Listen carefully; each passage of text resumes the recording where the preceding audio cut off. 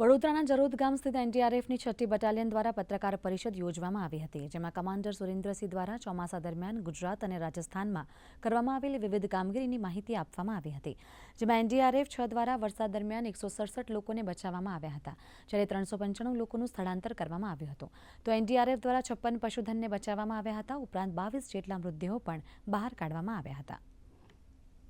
भारी वर्षा एवं आकस्मिक बाढ़, विद्युत आपूर्ति बाधित होना एवं संचार व्यवस्था का ठप होना, गहरे जल प्रवाह एवं ढहे हुए ढांचे, अर्धरात्रि आपात स्थितियाँ एवं प्रतिकूल भौगोलिक परिस्थितियाँ. कम्युनिटी अवेयरनेस प्रोग्राम भी हमने अपने इलाकों में 26 किए हैं, जिसमें संवेदनशील ग्रामीण एवं शहरी क्षेत्रों में आमजन को प्रारंभिक चेतावनी तंत्र,